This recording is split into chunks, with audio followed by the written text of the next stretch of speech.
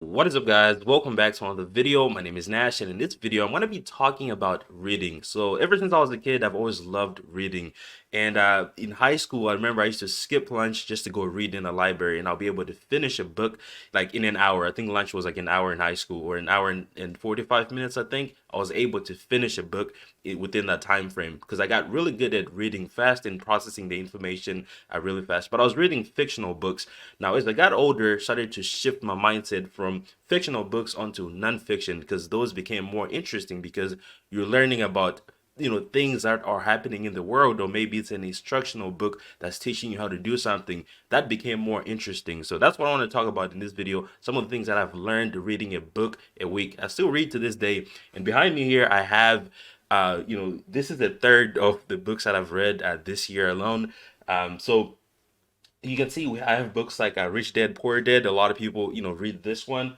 I even read a book about dog training, right? That's how much I read things that are in different topics. I don't even have a dog. I also read The Art of War. It's a lot of books here that I have. The Intelligent Investor, and this is a book that I read a lot. I've read this probably like 10 times already. This is how to win friends and influence people. This is a really great book. I recommend this for anyone, really. I have books like The Outliers. I have what is it? A Ship of Fools. I have business books on how to create LLCs, and you go into real estate investing. There's just so many different topics that I read about, and that's what happens when you're reading a lot, right? Because you're gonna be reading a lot of different topics, and some of the things that I've learned as I do this is you're gonna improve your listening skills, right? So a lot of people listen to respond, right? Imagine you're in an argument with someone, and they're just waiting for you to finish your point just so they can say something back, right? They're not really listening to you. But when you read a lot of books, you are going to be able to take the time to actually process what you're reading, right? Because sometimes it's easy to just skim through the book, right? You're just like looking at words, you're not really processing it, right? But on the other hand, what you're supposed to do is read to fully understand. And when you do that so many times, you're going to have really good listening skills where you listen to someone to fully understand their point, and then you respond to the point, right? Instead of just responding to respond back without actually listening, right? Now, how do you teach yourself to do this, right? Because a lot of people cannot read like an entire page, right? They're going to be bored, or maybe it goes way in over their head, or it's just so much going on. One of the things that I learned is I was starting to read when I shifted the types of books I read from fictional to non-fictional is don't force yourself to read, right? So if I'm reading a book on what is it on for example, dog training, right? I'm reading this book. Now I read a page, I'm like, I don't know these words, right? Sometimes you just need some time to process what you just read. Do not force yourself to read, or say I want to read 3 pages today, so I'm gonna force myself to read 3 pages, because you're not going to retain the information. You're not going to be able to process that information. So you got to be able to listen to your brain, right?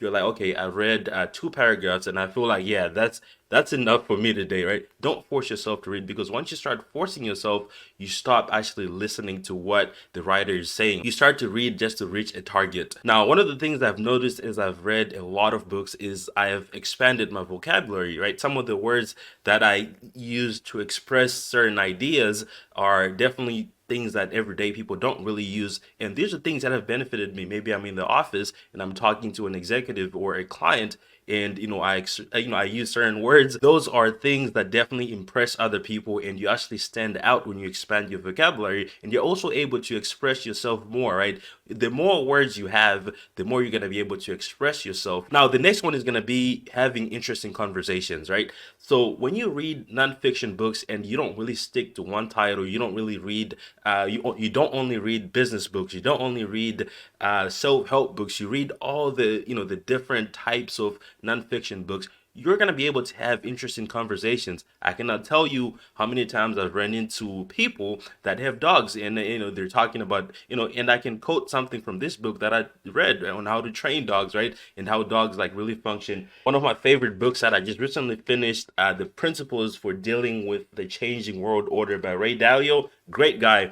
Now, I can talk about the economy, right? What's happening in the economy. I can engage in a conversation like that. And one of the things I recommend if you're reading books that have ideas and words that you don't fully understand is doing additional research, right? Instead of just reading through that, maybe that paragraph or two paragraphs, and hoping that you figure out later on, take a pause and Google it. Like, what is the, especially if you're reading books about economics, right? These can be, these can have some words that you've never heard before, or some, and they assume that you know what it is. So you have to be able to take that break and go Google it. These are things that you have to do in order to fully understand what you're reading. And once you do that, you're going to be able to grasp the ideas that are being expressed in the book. I'll give you a good example. This book over here, The Intelligent Investor. Once I finished reading this book, The Intelligent Investor, I understood what investing is, right? And I realized I was trading, I was not investing. So I went ahead and redid my entire portfolio, my stock portfolio, kind of like based on the principles that I learned from this book. So reading is not just about,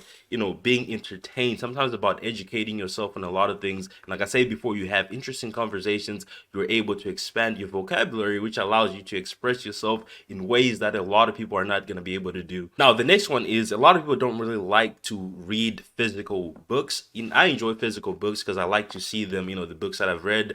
I like to, touch the paper. I like to be able to, just hold it. That's what I prefer. But, the other option is audiobooks. You can use audiobooks if that's what works for you, right? Me, I don't really use audiobooks because I feel like I'm not fully engaged in that. I want to be able to turn the page. I want to be able to, like, get a pen and paper and write in here, like, okay, I'm going to look this up. I want to be able to leave my notes. So when I listen to audiobooks, I tend to not pay as much attention, right? I feel like I'm just watching TV or something like that. So if using audiobooks is going to be what works for you, go ahead and do it. Just make sure that you're fully understanding, because it's easy to kind of like not really pay attention to an audiobook and be like, oh, I forgot I was listening to this. And then you continue. So it's so easy to do that. So I try to avoid that, even though I do listen to some audiobooks.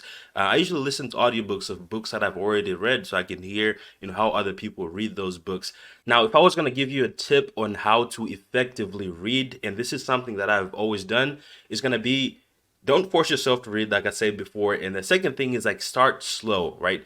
Don't set unrealistic targets. If you have a busy day, don't say you have to read 5 pages today, right? Read a paragraph, two paragraphs, right? Start slow. And as you start to get used to that, you are going to be able to start reading more. So one thing I recommend, don't measure or set your targets using pages. I want to read 3 pages. Give yourself time. Start with 10 minutes, right? Today, my goal is to read for 10 minutes. However long, you might read a paragraph in 10 minutes, or maybe a page in 10 minutes, or 2 pages, depending on how fast you are and how fast you actually process that information, right? So give yourself 10 minutes a day, and then next day, 20 minutes, or the next week 20 minutes. And over time, when you have more time, you're going to be able to read that, right? Because you have to teach yourself to engage in the book. You have to teach yourself to pay attention for that long. I know that in this day and age where we have TikTok, where people's attention spans are like less than a second, right? You're just swiping through. Now, imagine sitting and actually reading a book, right? That's going to take a while. So you have to reprogram your mind in order to fully understand what you're reading. And you have to start slow. Maybe if you need 5 minutes, if you're just starting, I'll read for 5 minutes a day. Right? You might read 2 sentences. That's good. As long as you progress, right? Maybe next week you do 6 minutes, 7 minutes, the week after that. Start slow and be patient and just build on that. And then the last thing I'll tell you is going to be, read all types of books. You know what I just showed you? I showed you me reading a book about how to train dogs. I don't even have a dog. I have some business books. Now I'm reading about real estate. I've been reading about all types of books about the economy, right? These are things that allow you to expand your consciousness. You are going to be able to have, I can engage in any type of conversation with anyone. We can talk about, if you want to talk about dogs, we talk about dogs. If you want to talk about the economy, we can talk about the economy. If you want to talk about politics, we can talk about politics. I think this is one of the few books that are centered around politics that I have. This is by Tucker Carlson. I think he has a show on TV. I don't really watch the show, but I know he's a pretty controversial guy. So it's interesting to kind of like read books that are written by those people to kind of like understand their ideas. My point here is, read all kinds of books. Don't limit yourself to business books only or to politics books only. When you read all these types of books, you expand your consciousness, like I said before, and you can engage in any conversation and actually have ideas of your own and actually express expand on ideas and actually contribute to the conversation without, being one of those people like, okay, oh, I didn't know about that, or I have no clue. I don't know what to respond to that. All right, so that is pretty much it for this video. Let me know if you guys recommend any books for me. I'm open to reading anything that is non-fiction.